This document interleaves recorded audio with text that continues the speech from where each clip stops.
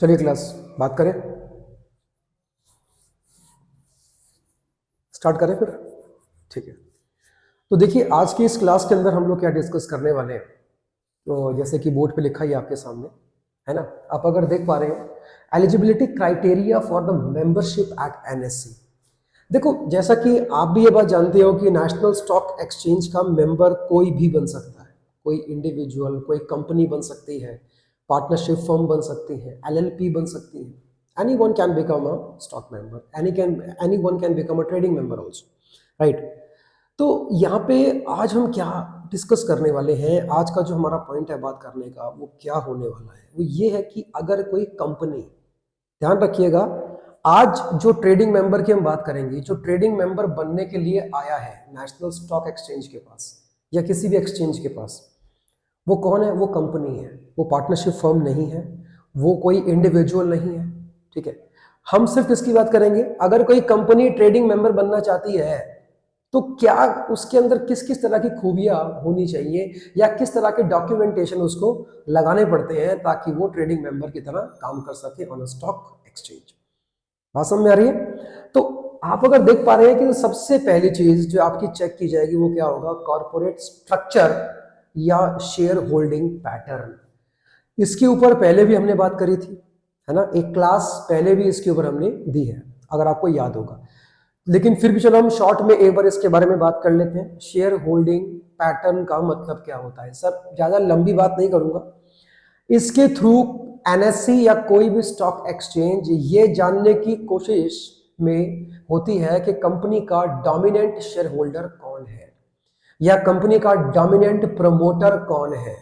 मैं इन दोनों को बिल्कुल सेम सेम बोलूंगा, ठीक है। तो सबसे पहले नेशनल स्टॉक एक्सचेंज के पास कोई कंपनी जाती है कि हम ट्रेडिंग मेंबर बनना चाहते हैं, बनो, कोई दिक्कत नहीं, लेकिन सबसे पहले वो ये चेक करेगी कि आपकी कंपनी में डोमिनेंट शेयर होल्डर कौन है। इस वर्ड को थोड़ा सा आप लोग ध्यान रखना कि कंपनी डायरेक्टली जाके नहीं बन सकती कि कंपनी के नाम से बन जाएगा, नहीं, ऐसा नहीं होगा। कंपनी उसमें एक डोमिनेंट शेयर होल्डर को आइडेंटिफाई करेगा नेशनल स्टॉक एक्सचेंज, ठीक है। अब आपके मन में यह आएगा कि सर जब कंपनी जा रही है ट्रेडिंग मेंबर बनने के लिए तो फिर उसमें डोमिनेंट शेयर होल्डर का काम क्या है? भाई देखो, स्टॉक मार्केट एक रिस्की प्लेटफॉर्म है जिसके ऊपर जितनी भी सिक्योरिटीज होती हैं उसकी डीलिंग्स होती हैं, सेल एंड परचेज चलती है, राइट, ये आप भी जानते हो। ये एक रिस्की प्लेटफॉर्म है। अब इसके अंदर अगर ट्रेडिंग मेंबर के तौर पे कंपनी से कोई भी डिफॉल्ट होता है तो सीधा कंपनी के ऊपर एक्शन नहीं सर, जो डोमिनेंट कौन होगा आपका शेयर होल्डर, उसके अगेंस्ट एक्शन लिया जाएगा, ठीक है ना, क्योंकि उसी का नाम आगे गया है कंपनी की तरफ से। तो डोमिनेंट शेयर होल्डर या डोमिनेंट प्रमोटर को सबसे पहले आइडेंटिफाई किया जाएगा कि कौन है, और उसी को ट्रेडिंग मेंबर के तौर पर रजिस्टर किया जाएगा एनएससी पे या स्टॉक मार्केट या आपके स्टॉक मार्केट्स के ऊपर। क्लियर हो गया? अब देखो आपके मन में एक बात आएगी कि sir what is a dominant share holder. Dominant shareholder के लिए मैं सिर्फ दो बातें बोलूंगा। पहली, अगर कोई भी शेयर होल्डर या शेयर होल्डर्स, सुनना, कोई एक ऐसा नहीं है कि खाली एक ही होगा dominant. Dominant can be an individual और डोमिनेंट के लिए एक ग्रुप भी हो सकता है। तो डोमिनेंट शेयर होल्डर का मतलब होता है कि सर अगर कोई भी शेयर होल्डर या ग्रुप ऑफ शेयर होल्डर्स कुल मिला के 51% शेयर्स के मालिक हैं किसी भी कंपनी के अंदर, तो वो कंपनी के डोमिनेंट शेयर होल्डर या प्रमोटर के तौर पे आइडेंटिफाइड होते हैं, ठीक है। मुझे उम्मीद है कि इतनी बात तो एकदम क्लियर हो गई होगी। और इसके अलावा वो कंपनी में 10% वोटिंग राइट्स के हकदार भी हैं। कितना बताया? 10% वोटिंग राइट्स। तो उनको as a dominant shareholder के तौर पे आइडेंटिफाई कर लिया जाता है। अब यही ट्रेडिंग मेंबर के तौर पे आगे उनका नाम जाता है एनएससी के पास या स्टॉक मार्केट्स के पास। सही है? ओके, ये क्लियर हो गया होगा। अब देखो सवाल ये आता है कि कंपनीज के अंदर तो बहुत तरह की, बहुत टाइप की आपकी जो है कंपनी हो सकती है ना, जैसे कि उनमें से एक मैं बड़े स्केल पे अगर मैं आपसे बात करता हूं तो दो टाइप की कंपनियां कौन सी बनती हैं? एक होती है लिस्टेड कंपनीज, एक होती है अनलिस्टेड कंपनीज। सबसे पहले मैं चाहूंगा कि मैं आपको इसके बारे में थोड़ा सा बताऊं। लिस्टेड का मतलब होता है कि ऐसी कंपनी जिसके शेयर्स किसी स्टॉक मार्केट के ऊपर लिस्टेड है। लिस्टेड है कहने का मतलब है कि अगर उसका कोई भी शेयर होल्डर स्टॉक मार्केट पर जाके उस कंपनी के शेयर किसी और को बेच भी सकता है और किसी और से खरीद भी सकता है। इसका मतलब है कि वो कंपनी के शेयर्स स्टॉक एक्सचेंज पे या स्टॉक मार्केट पे क्या है, लिस्टेड है। बात समझ में आ रही है? तो ऐसी कंपनी का ट्रेडिंग मेंबर कौन बन सकता है? अगर ऐसी कंपनी जो कि लिस्टेड है किसी भी स्टॉक आपका एक्सचेंज के ऊपर, तो उसमें से कौन से मेंबर को आइडेंटिफाई किया जाएगा? देखो लिखा आपके सामने, क्या लिखा है? कहता है कि इफ एन इंडिविजुअल, सॉरी यहां पर पहुंच गए हम, अनलिस्टेड है ये, सॉरी अनलिस्टेड बात कर रहे हैं हम। चलो ठीक है, अभी हम इसकी बात कर लेते हैं क्योंकि इसके बारे में अभी हम बात करेंगे। लिस्टेड कंपनी का ट्रेडिंग मेंबर अगर आप बनना चाहते हो तो कौन है? The promoters identified in the offer document for the public issues और disclosed in the share holding pattern as per the listing agreement. जब आपकी कंपनी के शेयर्स स्टॉक मार्केट पे लिस्ट हो रहे थे तो उस लिस्टिंग एग्रीमेंट के अंदर जिस प्रमोटर का नाम लिखा होगा उसको ट्रेडिंग मेंबर के तौर पे एनएससी पे रजिस्टर करने का मौका दिया जाएगा कि वो कंपनी के बिहाफ पे ट्रेडिंग मेंबर बन सकता है। पॉइंट क्लियर हुआ? ठीक है, देखो दो बातें लिखी हुई हैं। पहला क्या लिखा है? जिसका नाम कहां लिखा होगा? लिस्टिंग एग्रीमेंट पे। लिस्टिंग एग्रीमेंट क्या होती है? कंपनी और स्टॉक मार्केट के बीच में एग्रीमेंट है कि कंपनी अपने शेयर्स आपके ऊपर लिस्ट करवा रही है, एग्रीमेंट होती है, ठीक है। और लेकिन अगर मान लीजिए कि लिस्टिंग एग्रीमेंट नहीं है कंपनी के पास, ठीक है, या तो लिस्टिंग एग्रीमेंट पे हो या फिर जब कंपनी अपना आईपीओ लेके आती है, इनिशियल पब्लिक ऑफरिंग लेके आती है, तो उसमें जो ऑफर डॉक्यूमेंट होगा ना उसके ऊपर जिसका भी नाम लिखा होगा, किसकी जगह पे? प्रमोटर की जगह पे, उसी को आइडेंटिफाई कर लिया जाएगा एज अ प्रमोटर और फिर उसी को ट्रेडिंग मेंबर बनने का मौका दिया जाएगा एनएससी पे। बात समझ में आ रही है सर? लेकिन अगर हमारी कंपनी कैसी है? अनलिस्टेड है, मतलब हमारी कंपनी के शेयर्स किसी भी स्टॉक एक्सचेंज पे लिस्टेड नहीं है, तो उसका मतलब है कि हमारी कंपनी कैसी है? अनलिस्टेड है। और उसका भी अगर कोई ट्रेडिंग मेंबर बनना चाहता है तो कैसे बन सकता है? इफ एन इंडिविजुअल जो कि एक अनलिस्टेड कंपनी का ट्रेडिंग मेंबर के तौर पे बनना चाह रहा है, एक ऐसी कंपनी स्टॉक मार्केट पे आना चाहती है ट्रेडिंग मेंबर के तौर पे जो कि लिस्टेड ही नहीं है, उसमें से किसको लिया जाएगा ट्रेडिंग मेंबर के तौर पे? जरा देखना यहाँ पे क्या लिखा है। एंड इफ एन इंडिविजुअल और a group including the relatives as defined under the Companies Act 2013 holds at least 51% of the shares in the trading member corporate।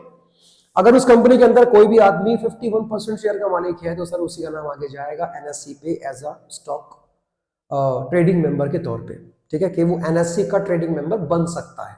ध्यान रखिएगा, अगर कंपनी अनलिस्टेड है तो उसके अंदर वो बंदा, उसी का नाम आगे जाएगा ट्रेडिंग मेंबर के तौर पे जो कंपनी में कम से कम 51% शेयर का मालिक है। लेकिन अगर आपकी कंपनी लिस्टेड है तो सर उसके अंदर दो बातें आएंगी, या तो ऑफर डॉक्यूमेंट पे आपका नाम लिखा होगा, उसी का नाम जो है वो आगे जाएगा, या फिर कंपनी ने जब भी स्टॉक एक्सचेंज के साथ में लिस्टिंग एग्रीमेंट साइन की होगी तो उस पर जिसका नाम लिखा होगा उसी को आइडेंटिफाई कर लिया जाएगा एज अ प्रमोटर और उसी का नाम एज अ ट्रेडिंग मेंबर के तौर पे एनएससी के पास जा सकता है। ठीक है, आगे बढ़ते हैं, जरा पढ़ना क्या लिखा है। अच्छा ये भी हो गया, ये भी हो गया, ठीक है, सुन रहे हो आप? ठीक है, ये पूरा हो गया। Corporate shareholders as a dominant shareholder, इसके बारे में हम बात नहीं करेंगे क्योंकि इसके बारे में हमने पहले बात कर ली थी कि किसी भी कंपनी का डोमिनेंट शेयर होल्डर ही ट्रेडिंग मेंबर बन सकता है किसी भी स्टॉक एक्सचेंज का, है ना। इसके बारे में तो पहले हमने बात कर ली थी, तो इसके बारे में मैं आपसे दोबारा बात नहीं करूंगा। आगे बढ़ते हैं। सर कोई भी बैंक, ध्यान देना, कोई भी बैंक सेंट्रल या state government owned finance and development institutions, सबसे पहले ये समझो ये लिखा क्या है। बैंक तो आप जानते ही हो क्या होता है ना। कोई भी बैंक, जी हाँ जी, कोई भी बैंक अगर चाहे तो ट्रेडिंग मेंबर बन सकता है स्टॉक मार्केट पे। अच्छा, सेंट्रल या स्टेट गवर्नमेंट के द्वारा ओन की जाने वाली क्या, कोई भी ऐसी ही संस्था जो कि फाइनेंस एंड डेवलपमेंट को प्रमोट करती है। सर अब ध्यान सुनना, गवर्नमेंट की ऐसी कोई भी बॉडी, गवर्नमेंट का ऐसा कोई भी डिपार्टमेंट जिसका एक काम क्या है सर, बैकवर्ड एरियाज के अंदर डेवलपमेंटल काम करना, उसी का नाम होता है डेवलपमेंटल इंस्टीट्यूशंस। और वो फंडिंग भी करता है, उनको फंडिंग भी करता है। देखो यहाँ पे एक नाम भी लिखा हुआ है, एग्जिम बैंक, है ना। एग्जिम बैंक जो होता है एक्सपोर्ट इंपोर्ट बैंक, ये एक बहुत ही अच्छा एग्जांपल है बैंक के तौर पे, क्योंकि इसका एक काम क्या है कि सर पहली बात तो ये है कि एक्सपोर्ट इंपोर्ट को प्रमोट करता है कंट्री के अंदर, ठीक है। तो मतलब गवर्नमेंट की ऐसी कोई भी संस्था, कोई भी इंस्टीट्यूशन जो कि फंडिंग एंड डेवलपमेंट का काम करती है किसी भी बैकवर्ड एरियाज के अंदर, उसी का नाम क्या होता है? Government, central state government owned finance and development institutions. वो भी अगर चाहे तो ट्रेडिंग मेंबर बन सकते हैं, लेकिन शर्त है, शर्त ये है, वो शर्त आपके सामने लिखी है कि सर एटलीस्ट आपका नेटवर्थ 50 करोड़ का होना चाहिए। If you want to become a trading member, तो आपके बैंक का और ये जो लिखा हुआ है पूरा का पूरा, आपका जो नेटवर्थ है वो 50 करोड़ का मिनिमम होना चाहिए, तभी आप ट्रेडिंग मेंबर बन सकते हो, ठीक है। और देखो इसके बाद क्या लिखा है, कोई भी फॉरेन एंटिटीज, कोई भी ऐसी संस्था जो हमारे देश भारत की नहीं है, बाहर से ऑपरेट होती है, मतलब उसका जो हेड ऑफिस है, जो मेन ऑपरेशनल एक्टिविटी है वो बाहर से करती है, वो भी इंडिया में ट्रेडिंग मेंबर जो है बन सकती है, लेकिन शर्त है कि वो डायरेक्टली इंडिया के अंदर ट्रेडिंग मेंबर नहीं बन सकती या ट्रेड नहीं कर सकती डायरेक्टली। तो क्या करेगी सर, उसकी इंडिया में कोई सब्सिडियरी कंपनी होनी चाहिए और उसमें उसका शेयर 51% का होना चाहिए। देखो लिखा हुआ है यहाँ पे, लिखा हुआ है ना 51% इन द एप्लीकेंट कंपनी में वो कंपनी अपने शेयर्स होल्ड करनी चाहिए। तो वो अपने इंडियन कंपनी के थ्रू किसी भी स्टॉक मार्केट पे ट्रेडिंग मेंबर बन सकती है। बस शर्त यह भी है कि वो आरबीआई की सारी गाइडलाइंस को भी मानती हो। अगर वो इंडियन कंपनी जो फॉरेन कंपनी के नीचे काम कर रही है, अगर वो आरबीआई की गाइडलाइंस के हिसाब से काम नहीं करती है, तो आप उसका नाम आगे भेज नहीं सकते एज अ ट्रेडिंग मेंबर के तौर पे, ठीक है। ये क्लियर है? देखो ध्यान से। अच्छा, नोट लिखा है लास्ट में, once DPG dominant promoting group is identified should continue and any change in the statute or the constituent should seek prior approval of the exchange। अब आपने अगर एक बार ट्रेडिंग मेंबर के तौर पे अपना नाम आगे भेज दिया कि भाई हमारी कंपनी का यही क्या है, डोमिनेंट, आप इसमें आपका शेयर होल्डर है, तो वो कंटिन्यू होना चाहिए, वही नाम आगे भी रहना चाहिए। और अगर उसमें कोई चेंज आता है तो सबसे पहले आपको एक्सचेंज को बताना है, जिस स्टॉक एक्सचेंज पे आप ट्रेडिंग मेंबर बनने जा रहे हो उसको आपको इन्फॉर्म करना है कि हमने जिसका नाम दिया था as a dominant shareholder का, अब वो चेंज हो गया है। अगर वो अप्रूव करते हैं कि ये चेंज ठीक है तो ही आप उसका नाम चेंज कर सकते हो, अदरवाइज नहीं कर सकते। बात समझ में आ रही है? एक बार ध्यान से पढ़िए फिर आगे बढ़ेंगे।